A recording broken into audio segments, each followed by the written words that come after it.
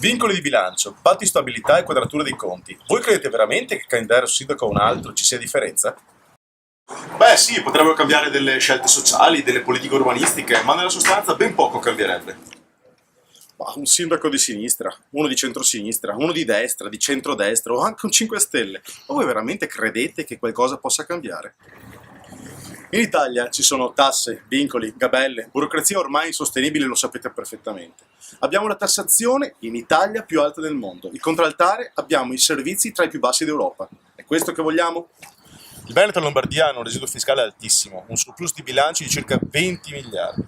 Questi 20 miliardi che sono tasse nostre che non vengono utilizzate in Veneto, ma vengono date ad altre regioni che le scialacquano e mortificano anche coloro i quali vogliono cercare di imprendere.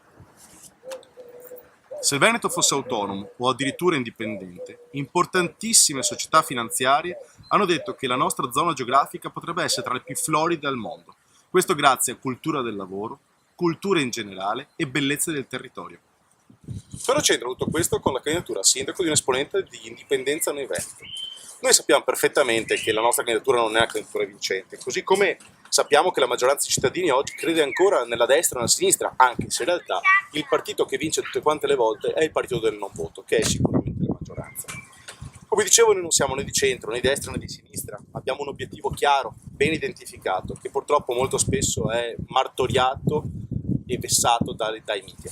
Ora, è cercare di far capire e conoscere e comprendere la storia, la cultura, l'identità del Veneto ai Veneti. Il nostro messaggio è molto chiaro: diamo ai Veneti ciò che è Veneto, ovvero riappropriamoci di noi stessi. Per raggiungere questo obiettivo dobbiamo partire per forza dalla cultura. È quella cosa, la cultura, che di solito viene lasciata in un angolo perché dicono che con la cultura non si mangia. Allora, perché noi vi chiediamo il voto per le prossime amministrative? La cosa è molto semplice. Pur sapendo di non vincere, vi chiediamo maggior forza possibile per portare avanti, con qualunque sia l'amministrazione che andrà a governare questo paese, la possibilità di portare avanti, come dicevo, tutti quegli aspetti legati alla cultura e all'identità del popolo veneto. Quindi maggiore sarà la forza che ci darete, maggiore sarà l'opportunità che noi avremo di poter spingere questa cosa nell'ambito amministrativo.